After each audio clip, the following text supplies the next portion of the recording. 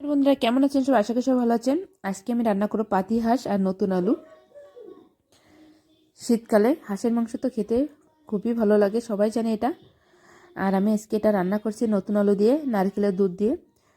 আশা করি খুবই ভালোই লাগবে। এখানে হাঁসের মাংস কাটা হচ্ছে।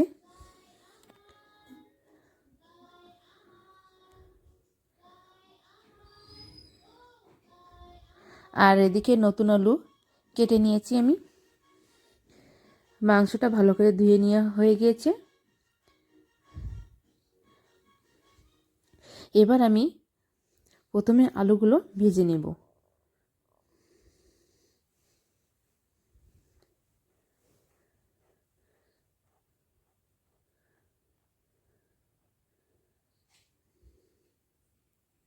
আলু আমার ভেজে নেওয়া হয়ে গেছে। এবার আলুগুলো আমি উঠিয়ে নেব।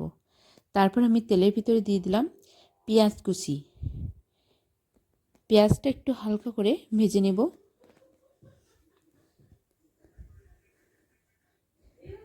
পেঁয়াজ আমার হালকা করে ভেজে নেওয়া হয়ে গিয়েছে। এবার দিয়ে দেবো আদা আর রসুন বাটা।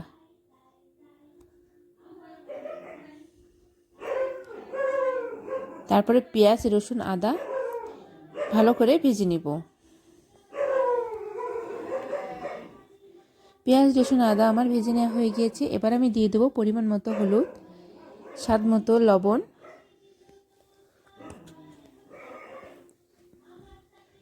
আর শুকনো ঝালের গুঁড়া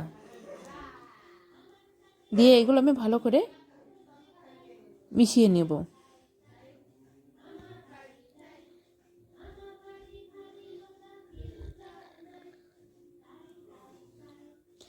এবার আমি দিয়ে দেব 1 চামচ জিরার গুঁড়া আর 1/2 চামচ গোলমরিচের গুঁড়া দিয়ে আবার একটু মশলাটা তৈরি করে নেব। মশলাটা আমার রেডি করা হয়ে গিয়েছে।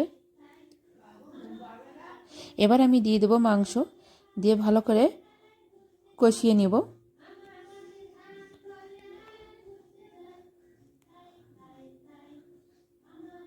মাংস আমি কষানোর এক পর্যায়ে দিয়ে দেব।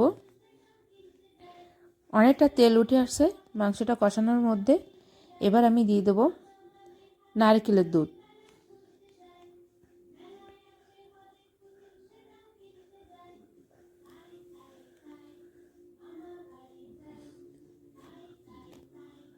তারপর আমি ভালো করে কষিয়ে নেব আবার। এখন দেখা যাচ্ছে মাংসের চারিপাশ থেকে কিন্তু তেল উঠে আসছে, মাংসটা কষানো পারফেক্ট হয়ে গিয়েছে। এবার আমি দিয়ে দেব ভেজে রাখা আলু।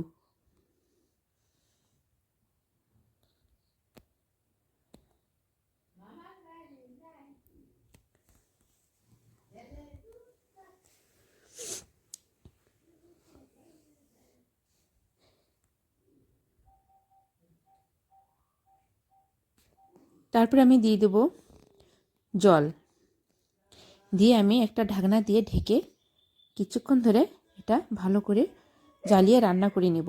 যেহেতু হাঁসটা একটু বয়স আছে, এর জন্য প্রায় আধা ঘন্টা মতো লাগিয়েছে আমার রান্নাটা করতে।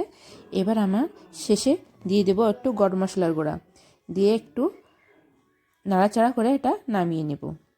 বন্ধুরা, আমার ভিডিওটি যদি ভালো লেগে থাকে তাহলে আমার চ্যানেলটা সাবস্ক্রাইব করবেন আর লাইক কমেন্ট করবেন। Thank you.